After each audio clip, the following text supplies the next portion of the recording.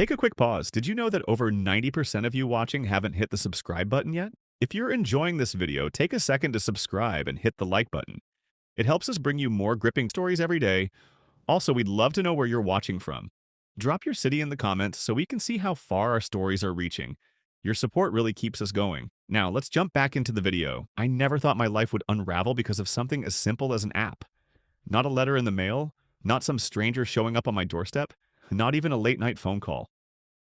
No, it all started with a Google Earth update. A stupid, curious glance from above. Name's Jack. I'm a pipe fitter from the Midwest. Long days, dirty hands, and a back that doesn't forgive me like it used to. I've got a wife, Melissa, and 2 kids. Evan, who just started middle school, and little Maddie, who still sleeps with her nightlight on. We live in a modest 2-story home on the corner of Sycamore and 10th. Nothing fancy, but I built the back deck with my own hands, and that's something. We were the textbook picture of stability. Or at least, that's what I thought. It started one Sunday afternoon. I was taking a break from staining the shed and checking out how our yard looked on Google Earth. They'd recently updated the street view, and I figured I'd see the new paint job I'd done on the shutters. Dumb, I know. But there it was. Our house, the kids' bikes by the side gate, and Melissa's car in the driveway. But then I saw something else. A man, tall, lean-build, wearing a charcoal hoodie, standing right by our mailbox. Not the mailman. And definitely not anyone from the neighborhood I recognized. I zoomed in, squinting at the screen. He had his hand on the mailbox and his head turned toward the door, like he was waiting for someone to come out. The timestamp said mid-morning on a Wednesday. That bothered me. I'm usually at work by 6:30 a.m., not back until after 5. Melissa works part-time at the school district office, but she never mentioned anyone coming by. Especially not a guy like that. I didn't say anything to her, not right away. A week passed, but something had shifted. It's like that snapshot planted a seed in my mind, and every glance, every little pause in her speech, every quick phone check she did, watered it. I started noticing patterns. She'd started getting calls from the office after dinner. Walks after dark, said she needed air. I offered to go with her, but she waved me off. "It's my time," she'd say with that tight smile. I get it. Everyone needs space. But it felt like she was pushing me out of hers. One night, I checked the smart home app we'd installed a year ago, mostly to keep an eye on the kids when we weren't home. Motion sensor history, door unlock logs, all stored in the cloud. I clicked through the log from that same Wednesday morning. Front door unlocked at 10:18 a.m. Motion detected in the living room at 10:20. No lock log until 12:42 p.m. She was home for 2 hours during work hours. She told me she had a meeting across town that morning. I felt something cold press against my chest. My breath caught in my throat, but I didn't want to jump to conclusions, so I started watching. Over the next few days, I did what I had to, quietly. I downloaded a second location sharing app onto her phone. I told myself it was just to keep her safe. She jogs in the evenings after all, but really, I just needed to know. Wednesday. Again. She said she had errands, said she'd be out for a few hours, but her location pinged near a little motel off Highway 7. Not the nice part of town, the kind where no one asks questions and the blinds are always shut. She was there for over 90 minutes.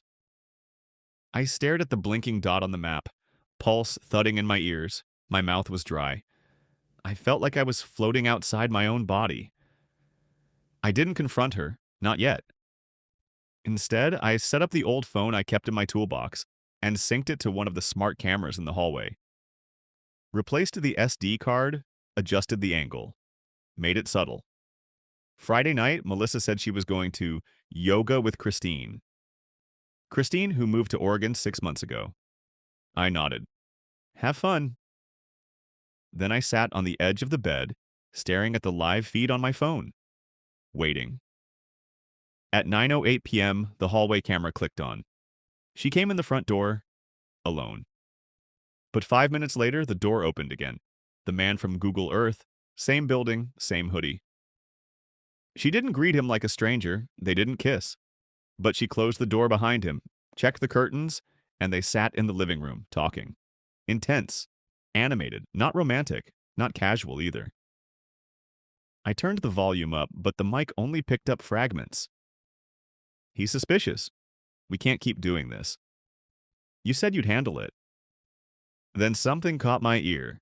She said my name. Jack's not stupid. I froze, my stomach twisted. Who was this guy? What exactly were they planning? The next day, I ran the video through facial recognition software on a tech forum I'd joined back when I was repairing an old tablet for Evan. A few hours later, a ping came through. His name was Eric Holloway. Age 33, former IT contractor. Suspended 2 years ago for unauthorized access to employee records at the county office. Melissa's office. I tried to recall if she ever mentioned him. Maybe in passing, maybe not at all. Why was a disgraced IT guy meeting with my wife in secret? I dug deeper. His social media was scrubbed clean, but an old LinkedIn profile showed connections to some private investigation firms, and a blurry photo of him outside a courthouse, dated 6 months ago. Something wasn't adding up.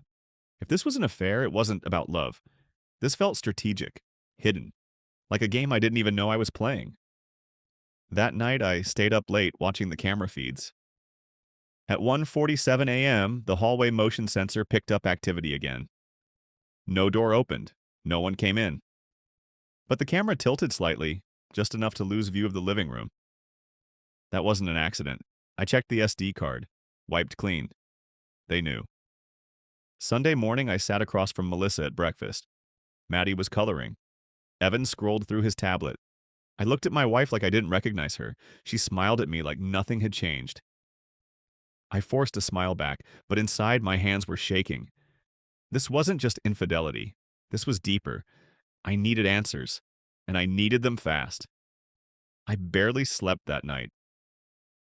Even with Melissa lying next to me, breathing softly like nothing was wrong, I couldn't close my eyes for more than a minute without them snapping open. Every time I blinked, I saw that man's face, Eric Holloway, and those words looping in my head. Jack's not stupid. You said you'd handle it. What did that mean? Handle what? Me? I laid there in the dark, staring at the ceiling, listening to the hum of the baby monitor from Maddie's room and the occasional creak of the old furnace turning on. My mind churned with questions I couldn't answer. I wasn't just dealing with a cheating spouse. I was in the middle of something else, something colder, more calculated. Monday morning came like a punch to the ribs. I got the kids off to school and told my boss I needed a personal day. He grumbled but understood. I'd never called off for anything other than a busted hand or flu that put me on my back.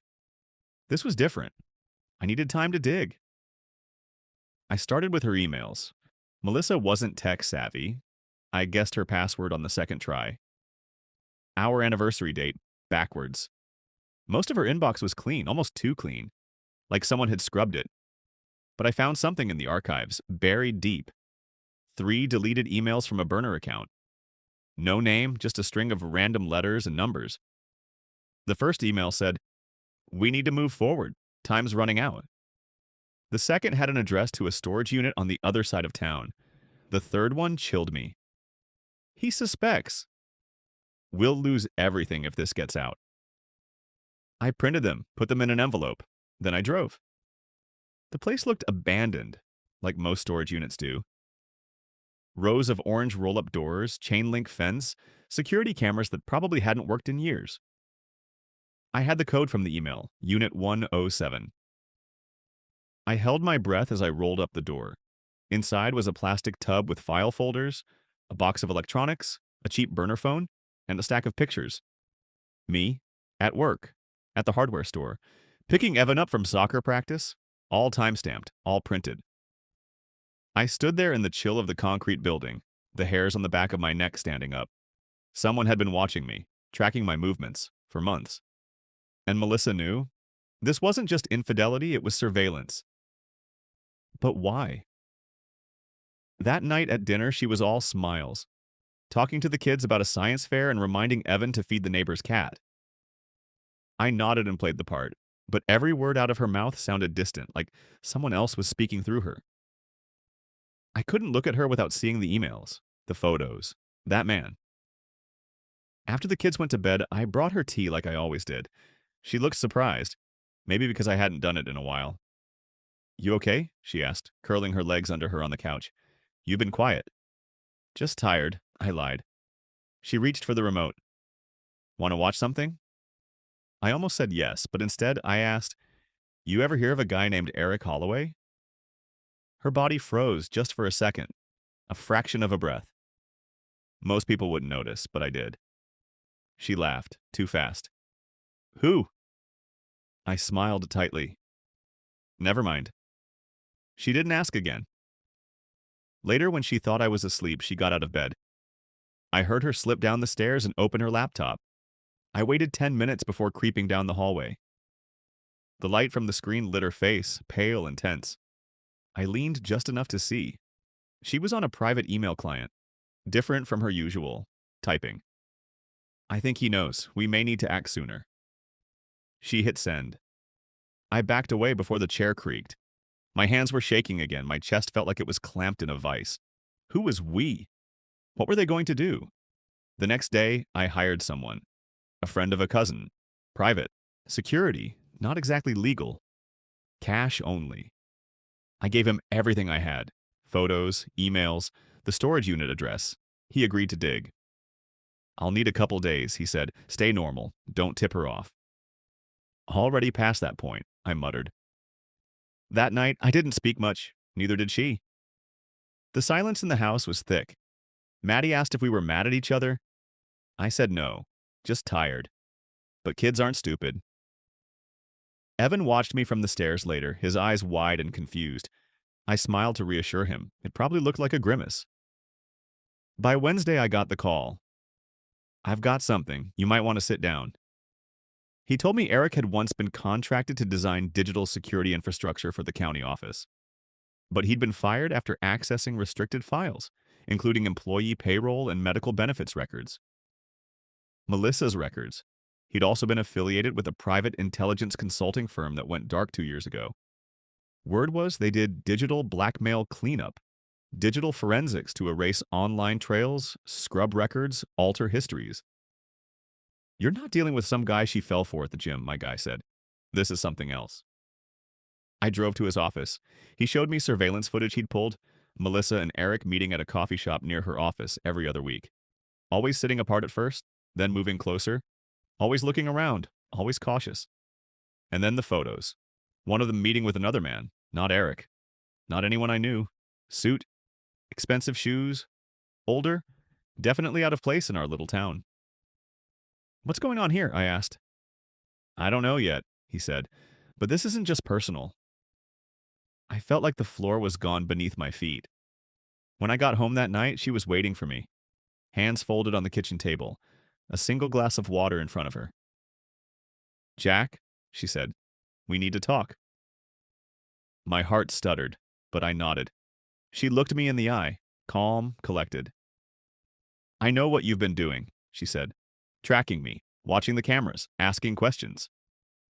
I didn't deny it. "What is this, Melissa?" I asked. "What are you hiding?" She hesitated, just for a second. Then she said, "I can't tell you." "Not yet." My fists clenched. "Are you having an affair?" She swallowed. "Number."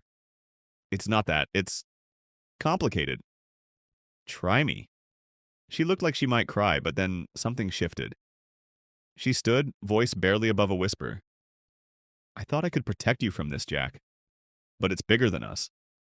She walked past me, paused by the door. "If I tell you, everything changes." Then she was gone. I didn't sleep that night either, and in the morning she was still gone. No note, no call, no trace. Just a single notification on the smart app. Backdoor opened at 4:13 a.m. Motion detected in the basement. Camera feed unavailable. Something was coming, and I wasn't ready. I don't remember the last time the house felt that quiet. The kids were at school. Melissa was still gone. Her car wasn't in the driveway. Her clothes were mostly still in the closet, but her essentials, wallet, phone, laptop, were gone. I stood in our bedroom for what felt like an hour, trying to understand what had just happened the night before. She said she wasn't cheating. She said it was bigger than us. And then she disappeared. I checked the smart home logs again. Back door opened at 4:13 a.m. Basement motion detected at 4:14. Camera feed unavailable. That part really bugged me. The basement camera was working fine the day before, and now it was showing device error. I went down there myself. Everything looked normal. Washer, dryer, storage bins. But when I climbed behind the shelves where the wiring box was tucked away, I saw it. The cable had been cut. Not cleanly either. Ripped.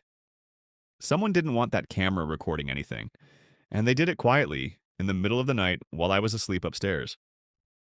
I called the guy I'd hired, told him everything. "Sounds like she's scared," he said, "or running from something she can't control." "What is this, man?" I asked. "I'm not just being paranoid, right?" There was a long pause on the other end. "No," he said finally. "You're in the middle of something you were never meant to find, and I think she tried to protect you by keeping you out of it." His words hit harder than I expected. I thought I was angry, but what I really was hurt. I thought she'd betrayed me. But what if she was actually trying to save me from something darker? I didn't know what to believe anymore. That afternoon, Evan came home from school, threw his backpack on the floor, and asked, "Where's Mom?" I lied. I said she had to go visit her sister. I hated myself for it, but what else could I say? "Your mom snuck out at 4 a.m. and disabled the basement camera before disappearing into the night?" That wasn't something a kid should carry.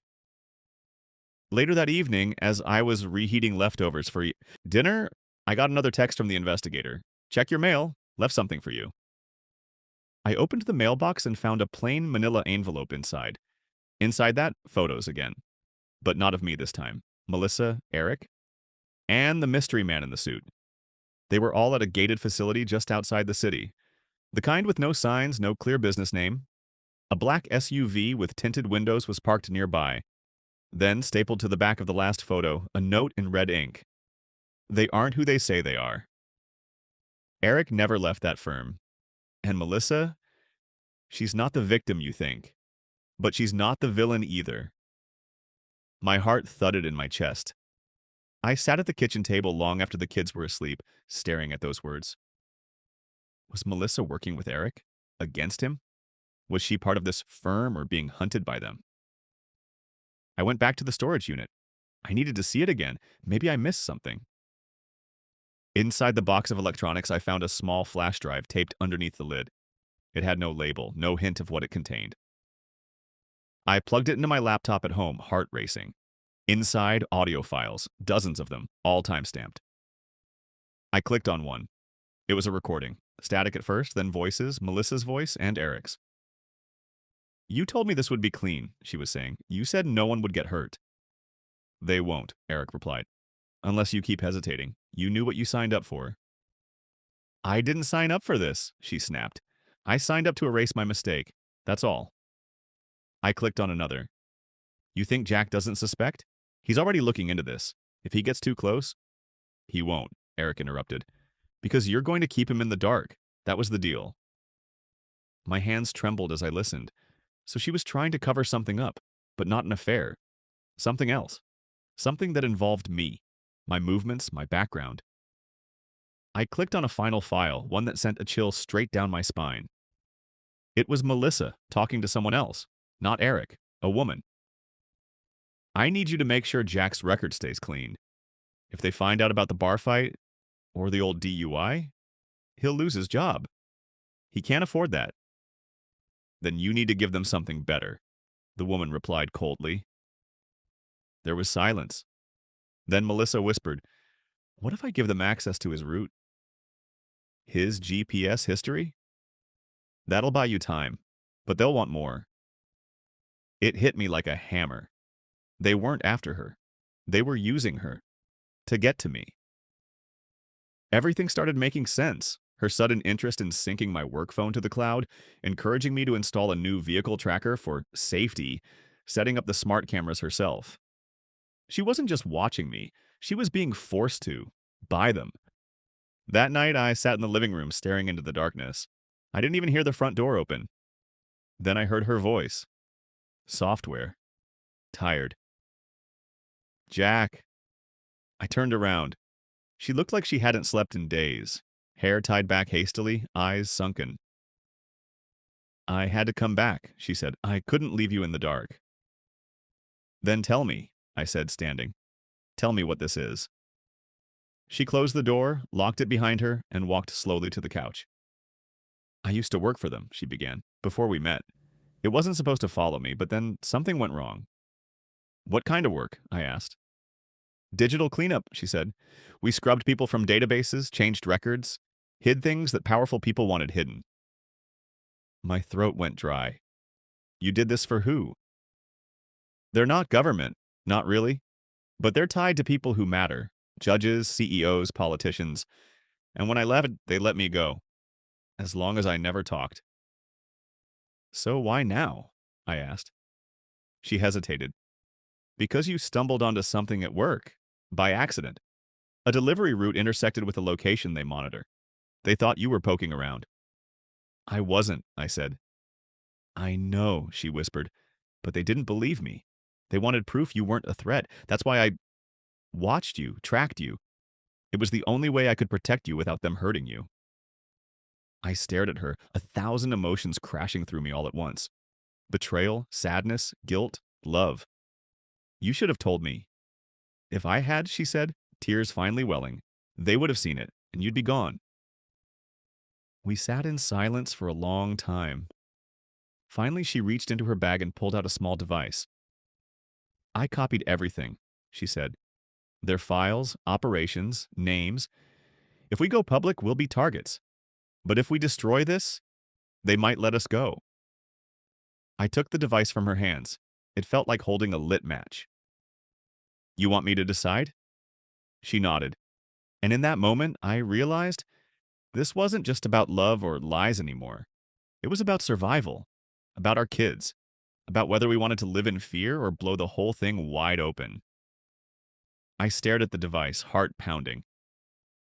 I need to think, I said quietly, and I walked out onto the porch, the night cool against my skin. Somewhere inside, I still loved her. Somewhere deeper, I wasn't sure I'd ever trust her again. But one thing was certain, our lives would never be the same again. And in the end, I wasn't sure which was worse, losing her or keeping her secrets. If you found this story intriguing, let me know what you think in the comments. Would you have made the same choice as Jack? What would you do if you were in his shoes? Don't forget to like the video and subscribe to stay updated with more thrilling stories. Your support helps me keep bringing you fresh content. Thank you for watching.